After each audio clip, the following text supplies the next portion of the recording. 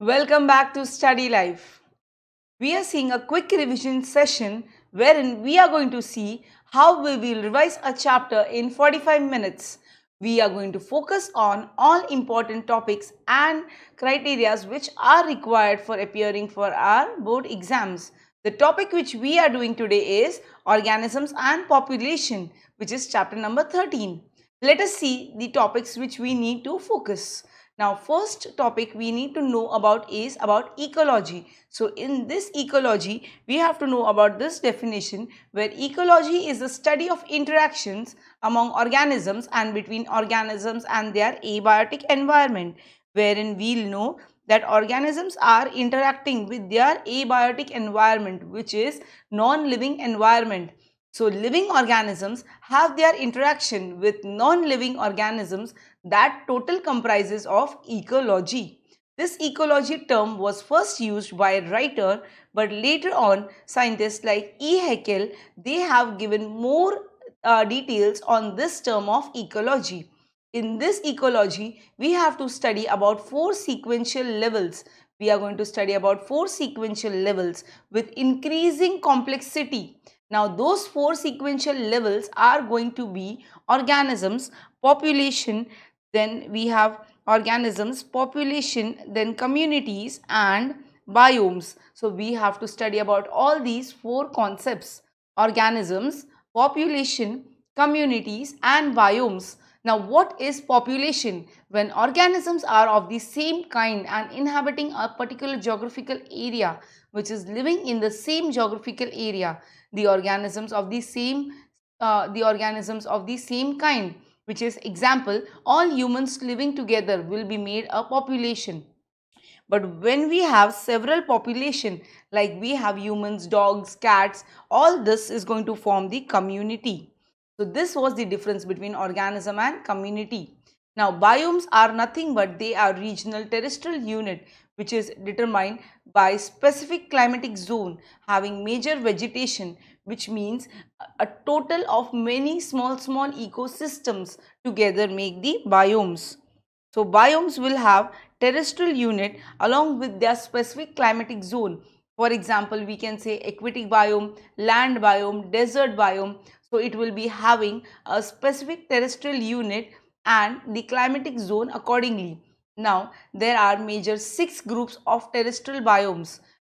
We shall see first two levels out of organisms, population, community, biomes. In this chapter, we are going to focus on only two levels, which are organisms and population.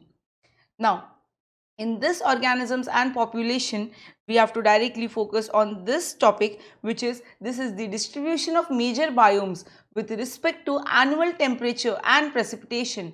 Now, on this y-axis, you can see mean annual temperature, which is in degrees Celsius, where we come to know the temperature differences in different places, and on the x-axis we have the mean annual precipitation, which is the rainfall in centimeters.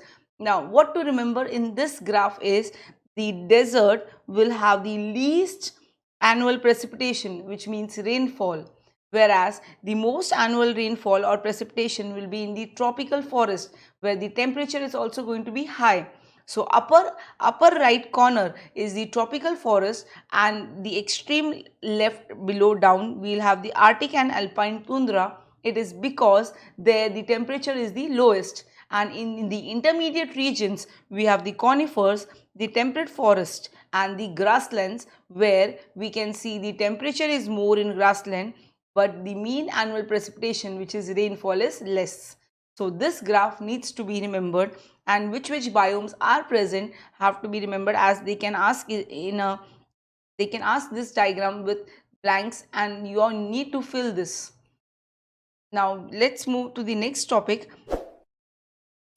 In this, we must remember here the physiochemical biotic components that make up the we must remember that it is not only the physicochemical, which is abiotic components, that is making a habitat, but also biotic components are included. Let me give you an example. Like when we say an ecosystem, so there we are not only going to focus on the abiotic factors like the rainfall, temperature, but we are also going to see about the biotic factors, which are the living organisms living there.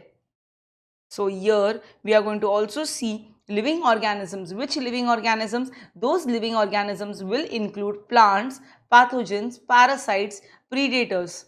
Now, these terminologies are not there in the syllabus. Let's move to the next, which is habitat and niche. What is the basic difference between the habitat and niche?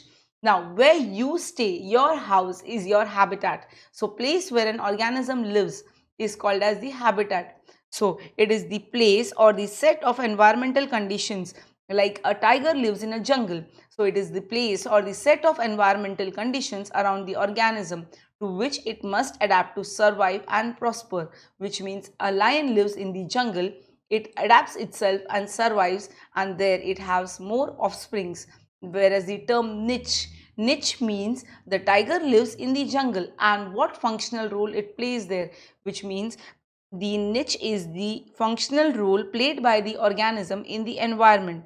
So what is the functional role of the lion? It eats the herbivores. So that is its functional role. So when we say habitat, it is a place where an organism lives, and the niche is the habitat and its functional role in the habitat, which means there what functional role it plays. Then later, here there is difference between habitat and niche, which is important, needs to be studied for 2 marks. So any 4 points need to be focused for 2 marks. Definition of habitat. So here we have already seen the definition of habitat. The habitat is the place where an organism lives. So we have various factors like the rainfall, the sunlight, the temperature, the soil present, and the abiotic factors which affect the presence of the organism. So also you can see different types of habitats, which is pond, river, ocean. They are nothing but they are aquatic habitats. Then it can also include arboreal, terrestrial, aerial, and aquatic. So arboreal means living on trees, terrestrial means land, aerial is air, and aquatic is water. But we also should not forget about the immediate surrounding of the organism, which is sometimes referred to as microhabitat. Now, definition of niche we had already seen, but do remember who has introduced the term niche? The term niche was introduced by J. Grinnell. Now, ecological niche is sometimes misused, but we need to mainly understand that it is nothing but the functional role which is played by the organism. So, over here it is given with niche deals with the flow of energy from one organism to another, hence it is important to understand. So when we say niche, it is also including flow of energy from one organism to another, hence it is important to understand what an organism eats, how it interacts. As soon as niche is left vacant, after organism fills that position, the niche is specific to each species, which means no two species can share the same niche. See, if we say a tiger, tiger will have its own functional role, whereas if we say humans, humans will have a different functional role. So no two species will have the same niche, and it is also including the flow of energy. So what an organism eats and what it does there, all is included in niche. So we have 3 types of niche which are found. The first is the spatial niche, which is the physical space occupied by the organism, means where it stays. Then is the trophic niche, which means what is its trophic position in the food chain, whether it's a primary consumer, secondary consumer, tertiary consumer. And third is the multidimensional or hypervolume niche, which is nothing but it considers number of environmental factors. The resulting space will be a hypervolume, not something that can be perceived by the human. This space is known as hypervolume niche. Let me give you an example. It is the position of the organism in the environment gradient. This point needs to be mentioned in the answer of multidimensional niche. Simple example, as we move from jungle to city, we can see the environment is getting gradient, which means there were more trees in the jungle, whereas when we move towards the cities, the number of trees have become less. So the position of the organism which was in the jungle, you will not find it in cities. So that was multidimensional or hypervolume niche. So we have three types of niche: spatial niche, tropic niche, and multidimensional niche. So we have here two types, another niche: fundamental niche and realized niche. Now, what is the difference between a fundamental niche and a realized niche? Fundamental niche is the absence of competitors, which means an organism living in an environment where it is having no competition with anybody. Imagine, it's a very hypothetical concept which is not possible. And realized niche is a more realistic approach wherein we have competitors for that organism in its environment. So which is more real? Yes, more real is the realized niche, because fundamental niche is quite hypothetical, where there is no competitors. So no competitors for any organism is not possible. So a year later we are going to see about the major abiotic factors. The abiotic factors which are influencing any habitat. Now what are those abiotic factors? We have ambient temperature, which is the optimum temperature, availability of water, light, and type of soil. So first we are going to see about the temperature. Now temperature is like depending upon organism to organism. So average temperature of land varies from sub-zero levels, which is 0 degrees to 50 degrees, below 0 and to 50 degrees. So sub-zero means below 0 and up to 50 degrees. Now temperature does not remain constant, it varies seasonally. It decreases progressively. So when you can see towards the equator, the temperature is quite high, but when we move towards the poles, the temperature lowers down. So there are some unique habitats like hot springs, where the temperature is as high as 80 to 100 degrees, and deep sea hydrothermal vents, where the temperature can be up to 400 degrees. So only few organisms can tolerate. Now those organisms which can tolerate to wide range of temperature, what are they called as? They are called as eurythermal.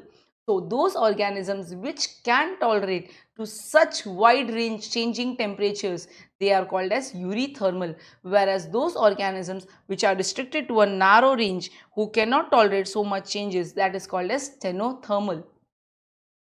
Next concept is about water. Water is a very important factor which is affecting the living organism. So water, earth without water is not possible.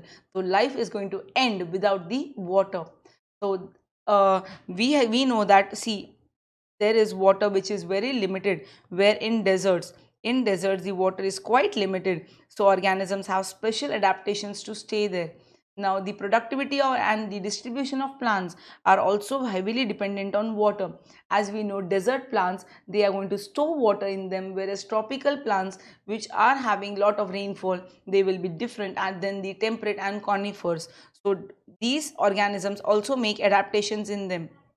Now, organisms living in water bodies, such as we know, such as organisms which are living in water bodies, oceans, lakes, rivers, they have their own water related problems. So if we think an organism is living in water, must be very happy, is having water, water, water. So it is not possible, because for aquatic organisms also, there is necessary that the chemical composition, the pH of the water are also important. If the pH of the water suddenly rises, it is very impossible for them to stay there. Now they also require a proper concentration, salt concentration, which is measured in parts per million.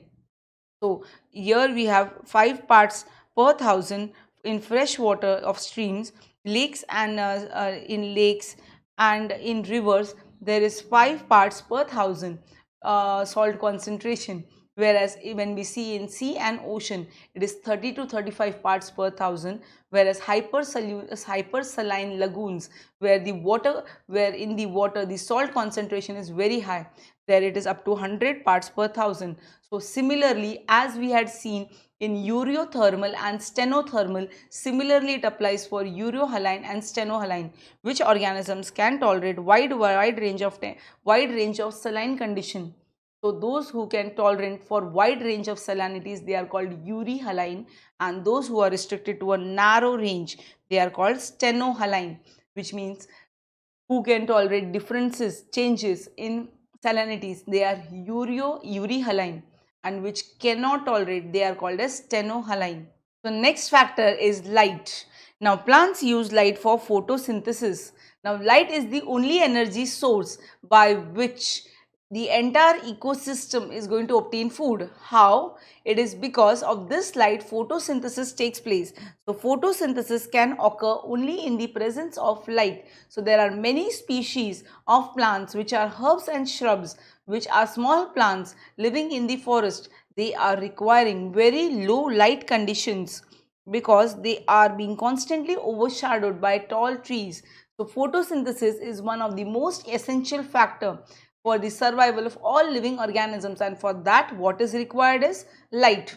Now for animals too, diurnal and seasonal variation in light intensity and duration includes, like we know when there is light we get up, we say it's morning, and when it is dark we say good night, we go to sleep. So similarly there are for animals also, this light is playing an important role for what, for their time of foraging, wherein they are going to eat or they are going to search for their prey, and reproduction and migratory activities. We know Siberian cranes which are leaving and coming to Bharatpur, India in Rajasthan every year. That is their migration according to change in their light condition and temperature. So light is very closely linked to what? To temperature, since sun is the source for both. So sun is maintaining both light as well as temperature.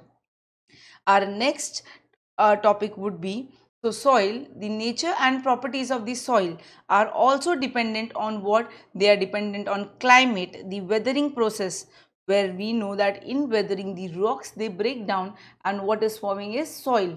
So various characteristics of the soil are important because soil depends the vegetation, what kind of vegetation will be there. So which composition of the soil composition, grain size, they determine the percolation and water holding capacity of the soil.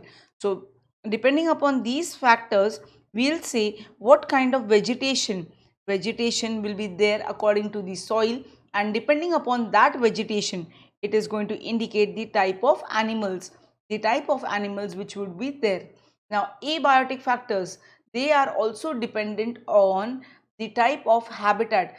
Now they show considerable diurnal and seasonal variations. The plants and animals, they must adapt to changes in order to survive and flourish in the habitat. So what happens? The abiotic environment is going to be the same, whereas these plants and animals, they must adapt to the surrounding so that they can survive and they can flourish. Now the next thing which you have to remember is, to survive and flourish in any environment, the organism must adapt to the changes in the environment. Now, when these organisms, they have to survive and flourish in an environment, so what changes they are going to do or how they are going to adapt, that we are going to see. Now, first one is regulate. Now, some organisms are able to maintain homeostasis, which is maintain their internal environment constant by physiological and behavioral changes, which ensure constant body temperature, and they have constant. So here the very important word is constant body temperature and constant osmotic concentration. Can you all guess who are included? Yes, this includes the warm-blooded organisms. The ones which are warm-blooded, they are included in this concept of regulate. Why? Because we mammals are warm-blooded. We have a constant temperature and constant osmotic concentration. So here all birds and mammals, they are capable of such regulation. So only warm blooded, which are birds and mammals. Whereas when we say confirm, so they cannot maintain a constant internal environment. What happens in cases of fishes or in case of amphibians, they have the ability to change their body temperature according to the surrounding. So in case of aquatic animals like fishes, the osmotic concentration of the body fluid, it changes with the ambient water osmotic concentration. So These animals and plants are simply conformers which change their body temperature and salt concentration according to the surrounding. We'll move to page number 297. Now in this, what we have to see, first we had seen regulate, then we had seen conform. In this conform, we are also going to see that if the stressful environment is localized or for a short period of time, the organism may migrate or suspend its activities. Suppose I am giving you an example. You all know that polar bear, it goes into what? It goes into estivation. It goes into hibernation, which is winter sleep, and frogs, they go into estivation, which is summer sleep. So if the stressful condition, which is summer or winter, is for a short period of time, the organism migrate or suspend. Let us see details on these words, migrate and suspend. When you are leaving the city and going to the village, which means you are migrating for a short period of time, then you come back to your original place, which is the city. That is the example of migrate. So the organism may move temporarily from the stressful habitat to a more hospitable area. So we have many examples like the Siberian cranes, which are coming every winter to India. Suspend. Now, what is the meaning of suspend? Now, take for example seeds. When they are not getting water or they are not getting a favorable condition, what they do? They suspend their normal metabolic activities and they stop germinating and they go into a state of dormancy. So, and some animals which cannot migrate, they temporarily suspend themselves, like hibernation during winter is done by polar bear, and estivation to avoid the summer heat is done by snail, fishes and frogs. So this was suspend. So in this we had seen four factors, which is regulate, conform, migrate and suspend. Now adaptations. What is the meaning of adaptation? Whatever changes are going to be taking place in an organism to adjust with the environment, that will be called as adaptation. So to cope up with the extreme variations in the environment, some organisms, they respond to physiological adjustments while others do behaviorally, like migration. So they are called as adaptation. So some organisms change their internal functioning adjustments in their body while some leave that place and go. That is called as adaptation. Now we have many examples for adaptation. So they can do morphological, physiological and behavioral changes. Now first example is about the desert plants. You know, desert plants, they have a thick cuticle, which is a thick layer of wax, so that, and their stomata are very deep in. Why? To minimize the loss of water through the process of transpiration. They also have another mechanism, which is CAM. We know about CAM, which is cross-Leucine acid metabolism, wherein we know their stomata opens during the night and closes during the day. So to avoid the loss of water due to transpiration. Now example for that plant is Opuntia. They also have their leaves reduced to spines so that water loss does not take place. And very important, this Allen's rule is important. Now the organisms which are living in colder regions, to avoid the loss of body heat, they have got shorter snout, which is their nose, ears, tail and limbs, to minimize the loss of body heat. So when these organisms, they have shorter snout, which is their nose, ears, tail and limbs, to minimize the loss of body heat, that is called as Allen's rule. Very important, Allen's rule. So it is for the mammals from colder climates. In polar bears, sea and mammals, like in polar seas, aquatic mammals like seals, they have a thick layer of fat on their body. We know a seal is a very having a thick layer of fat. Why? It is acting as an insulator and it is preventing loss of body heat. Now after that we have many more adaptations. So first one we had seen about the desert plants, the second we had seen about the Allen's rule, the third example was about the seal, which has a thick layer of fat, which is blubber. Then the fourth, we have desert lizards, which manage to keep their body temperature fairly constant by behavioral adaptations. What they do, they bask themselves in the sun and they absorb heat when their body temperature drops below their comfort zone, which means if the climate becomes cool, what they do, they go and have a heat shower in the they go and bask themselves in the heat, whereas they move to the shade when they start feeling hot. So this is how desert lizards, they maintain their body temperature. Now some species also burrow into the sand and hide themselves and escape from the heat. We have the next topic, which is population. Now population, we had seen many species. See, I had given an example. When all humans are living together, we say it is a population. So we do not find isolated single individuals. We all live in groups. Humans live in groups in proper well defined geographical area. Now what we have to study in this population is a group of individual of the same species. So population is nothing but it is the organisms of the same species living together which is making the population. So a population has got certain factors which are attributes. So what are important for population is the size and density. Now what is the difference between size and density? So size is going to speak about the number of individuals, how many, how much increase, kitna bada ya kitna kam hua, whereas density is going to see in a particular space how many organisms are there. So these topics are quite simple to understand, size and density. So size and density, other characteristics also includes, which are natality, mortality, immigration, emigration. We have natality, mortality, immigration, emigration, age pyramid, expanding population, population growth, forms, and biotic potential. So let us see each topic very details. When we say natality, it is nothing but the birth rate of the population.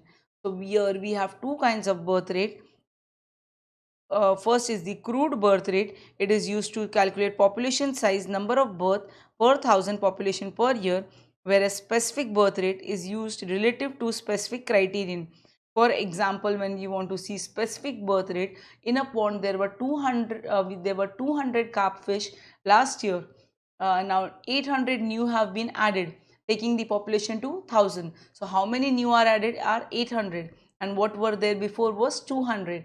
So 800 divided by 200, which is 4 offspring per carp per year. This is called as the specific birth rate. Then we have absolute natality and realized. Absolute word we have already seen, when there is no competition. When there is no competition, that is absolute. And realized, when environmental pressures come into play. And which is more real? Real is the realized natality, whereas the absolute natality is the hypothetical concept, when there is no competition, abundance of resources such as food and water.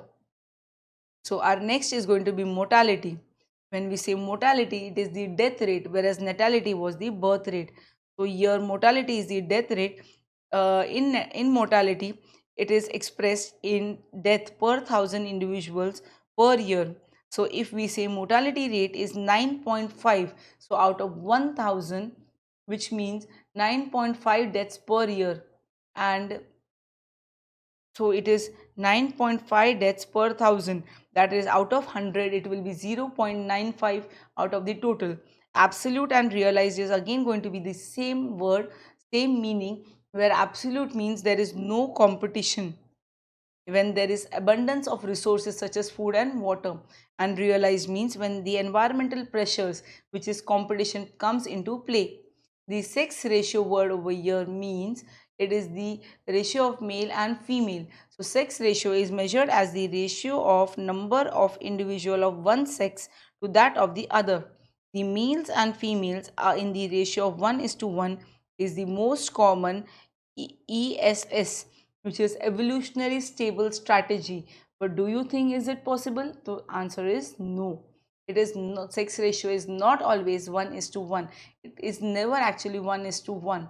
So what is the definition for sex ratio? It is the ratio of number of individual of one sex to that of other, where it includes male and female. And when it is 1 is to 1, it is called as ESS. Very important term, ESS, which is called as evolutionary stable strategy. We are to page number 299, wherein we are going to see the age distribution and age pyramid. We can see directly the diagram for this. So here you can see below the diagram we have the pre-reproductive period, where you can see in this is the pre-reproductive period. This one in yellow color is the reproductive, and this red is the post-reproductive. So this is nothing but the age pyramid. So here in this blue figure we have pre-reproductive age groups, which is 0 to 14 years. In the yellow, which is reproductive age group, which is 15 to 44 years. And in the post-reproductive we have the criteria of 45 to 85 years. So in the first one, when we say rapid growth, we have pre-reproductive age group and reproductive more, and the post is less. So there we can see rapid growth. Slow growth will be when the pre-reproductive age group is less. Zero growth when the pre-reproductive is even more less compared to reproductive and post-reproductive. So zero growth. And negative growth, in this will say the pre-reproductive period is age group is very less. So it is all dependent upon the pre-reproductive and reproductive age groups. So here these pre-reproductive and reproductive age groups play a very important role in deciding whether it is a rapid population, stable population, declining population, zero growth. So it is all dependent upon pre and reproductive. So let's have a look at this again. In the rapid growth, we will say this one is pre-reproductive age group is more. In slow growth, this is considerably reduced. In zero growth, it has become less. This pre-reproductive has become less. And negative growth, it is less than reproductive. So these graphs have to be understood. Whereas they have written about this male towards the left and females towards the right. Now, we are going to see about the density next. So population size, more technically called as population density. So what does it mean, population density? It is nothing but it is the most appropriate measure of how many organisms are occupying a particular area. So if in an area we have million of termites or ants but only a few animals, so what would we say? The population density of these predators is low. That will be quite misleading because they are small, so their population density is low. So no, because they are in millions, so their population density is ideally high. So in such cases we are going to see the biomass. The word biomass will be most appropriate measure. Total number again is not an easily adoptable measure. So for example, in some populations where they are huge and counting is impossible, so what we do, for example, the number of birds or insects caught per trap is enough measure of their total population density.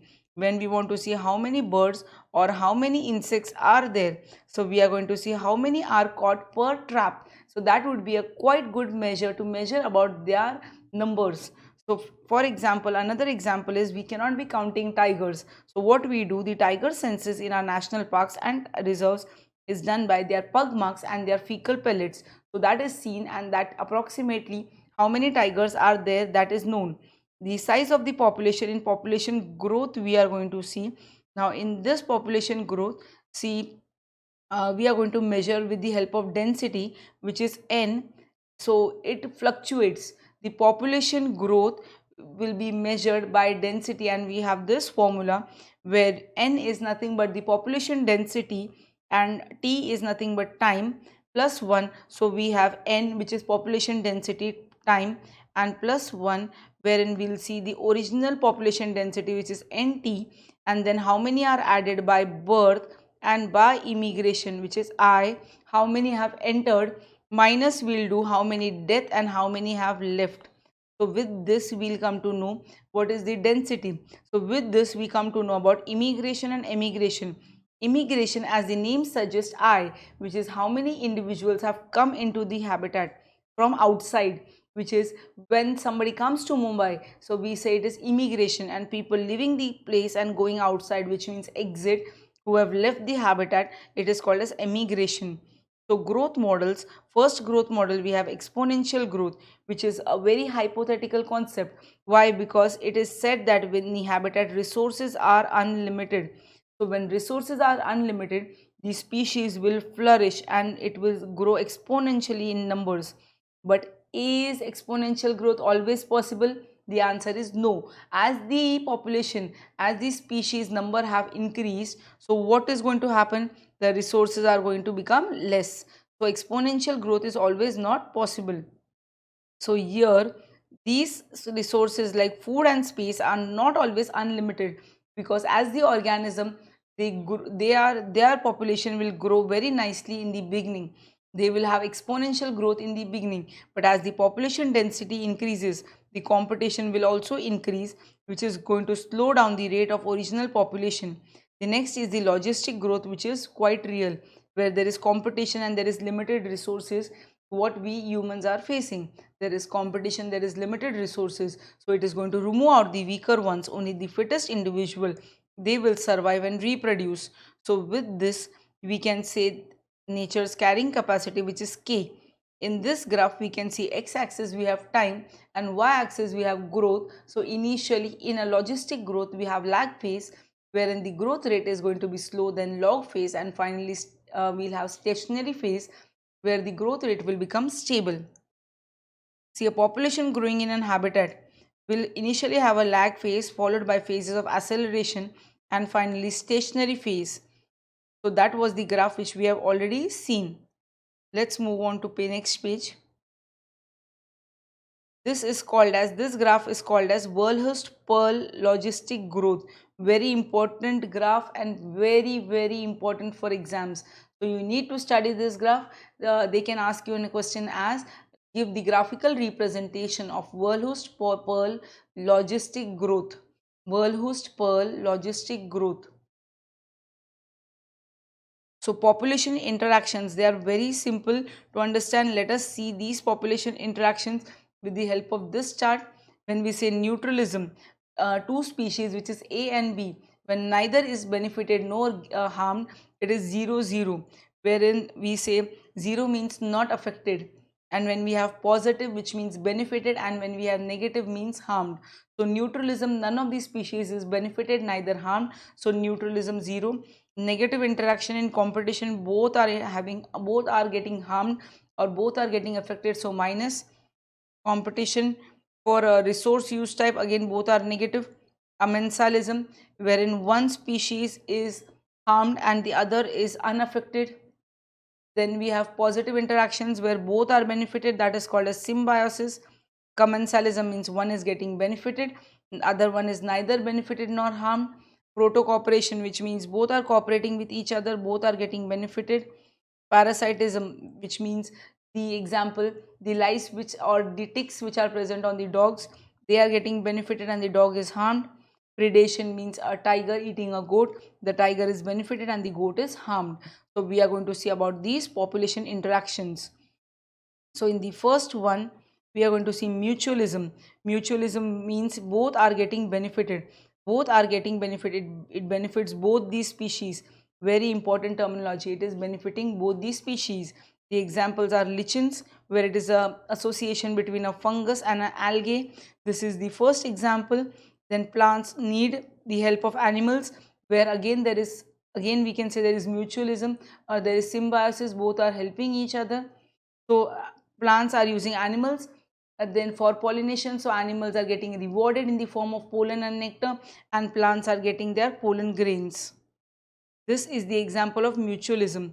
Then another mutualism example is these some animals are acting as cheaters, wherein they try to steal nectar without aiding in pollination. So we have seen that if there are such cheaters present, so plants also do co-evolution. So the evolution of the flower, the pollinator species are tightly linked with each other. So we had two major examples. The first one was lichen and the second one is the animals and plants pollination. Competition means both these species are at loss. When both are at loss, it is called as competition. So here we have, see, when we have in shallow creeks of West Mumbai, west coast of Mumbai, visiting flamingos, they reside with they compete with the resident fish for their common food, which is the zooplankton. So when new species like these flamingos are coming, so they are competing with the resident fishes for their food, which is zooplankton. In competition, the feeding efficiency of one species is reduced. due to the inhibitory presence of another species. For example, leopards, they do not hunt in close proximity with the lion, which means when lion is present, the feeding efficiency of the leopard is affected or inhibited in the presence of lion. So competition is defined as best. It is the process in which fitness of one species is significantly lowered in the presence of another species, which means when lion is there, that means fitness of one species is significantly lowered in presence of another species. So leopards are getting affected because of the lion. So the feeding efficiency of the leopard is getting affected because of the lion. That is the example for competition. Very important example or very important principle, Gauss's exclusion, competitive exclusion principle. So we have two closely related species. When they are competing for the same resource, they cannot coexist indefinitely, and the one which is inferior will be eliminated. Simple example, we have two species and both are having eating or want the same resource. So both cannot live happily. The one which is inferior or one which is less strong is going to get eliminated. That is Gauss's competitive exclusion principle. After this, we are going to see examples for competition also more. Resource partitioning. If two species compete for the same resource, they are going to avoid competition by choosing different times of feeding. For example, if a cow is feeding on grass and deer is also feeding on grass, what are they going to do? They are going to change their time of feeding. So they are going to avoid their foraging pattern. They are going to change. So that is called as resource partitioning, which means this is your territory, we eat over here. This is my territory, I will eat over here. So next is the parasitism, where we are going to see parasitism wherein one is benefited, other is harmed. That is called as parasitism. And the examples for parasitism is, first is the Plasmodium vivax, which needs a vector mosquito to spread to other hosts. First is example is that. Then parasites can be ectoparasite as well as it can be endoparasites. Now this mosquito is needing a mosquito is acting as a vector, and Plasmodium vivax is the parasite. Now majority of the parasites, they harm the host. They are harming the host on which they survive, or they reduce the survival, growth and reproduction of the host. Parasites can which are feeding on external surfaces, they are called as ectoparasites. The most familiar example is the ticks which are present on dogs, I have already mentioned. Then cuscuta is also a parasitic plant which is growing on hedge plants. It derives nutrition from the host. This cuscuta is a complete parasite, which means it is absorbing water from the xylem and food from the phloem. Brood parasitism, very interesting concept. It is present in birds, where the parasitic bird lays the eggs in the nest of its host bird and let the host bird incubate them. Example is cuckoo, which lays eggs in the which lays eggs. See here we have the example is the example which is given is the parasitic bird is having the same host egg in size and color to reduce the chances of the host bird. So eggs of the parasitic bird, example is Asian quail. What do this do? They are nothing but it's a parasitic bird. It is laying its eggs in the Indian crow's nest, and the Asian quail's eggs resemble the eggs of the Indian crow. And so what does Indian crow do? It is hatching their eggs and thinking it is their own offspring. So this is called as brood parasitism. The next topic here, again we have other examples, is predation. Predation is very simple, wherein when we say tiger is the predator, and when it is eating a goat, goat will be called as prey. So one is benefited, the other one is harmed. So we think about tiger and deer. That is the most simple example which comes to our mind. But a sparrow which is eating a seed is no less than a predator. So sparrow will be called as the predator, and the seed which is it's eating is called as prey. So grazers are animals eating plants. They are classified as herbivores. Predators, they play a very important role because they are keeping the prey population under control. So I'll give you an example. See, when certain exotic species they come into the our environment accidentally or intentionally, they become invasive, which is harmful, and they start spreading.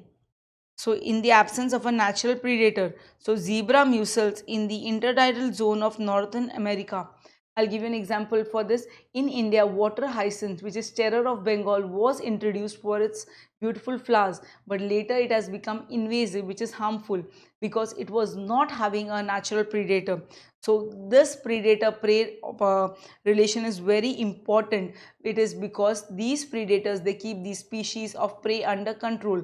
So if the predator over exploits the prey or it overeats it, so their prey species might become extinct, and following the predator will also be extinct. Prey species they have evolved various defenses. Now let us see the defenses what they have. Some species, see, we know when we see a frog, we cannot actually see in grass a frog because the frog and the grass both are of the same color, so that is a better camouflage. Then some species of insects and frogs they are cryptically colored, so they are not getting detected easily. This is the figure for monarch butterfly. It has a very bad taste. Why? Because this monarch butterfly is very distasteful when a bird eats it. Why? Because this monarch butterfly during its caterpillar stage it was feeding on poisonous weed. So the bird which eats it gets a very bad taste. For plants, herbivores are the predators. So what they do, they also have their defense mechanism. Like plants have got thorns like acacia and cactus to avoid as a method of defense. Then there are certain plants which store chemicals that make the herbivores sick. So example for this is when we have calotropis growing in abundant fields. It produces a highly poisonous cardiac glycosides. That is why you cannot see any cattle or a goat grazing on this calotropis grass. Why? Because they are producing a highly poisonous cardiac glycosides which are going to make the animals sick. Last topic which we have to see is commensalism. It is the interaction where one species is benefited and the other is neither benefited nor harmed. So we have the example as the orchard. The orchard which is growing as an epiphyte on a mango tree. So who is getting benefited? The orchard is getting benefited while the mango tree is neither benefited nor harmed. The cattle, ergot, and the grazing cattle both are having commensalism, where the cattle ergots which are living on the cattle they are benefited, while the cattle is neither benefited nor harmed. These ergots they are getting insects, whereas the cattle is neither benefited nor harmed. Then last example for this is the sea anemone, and that has stinking tentacles, and the clownfish that lives among them. So these were the examples for commensalism.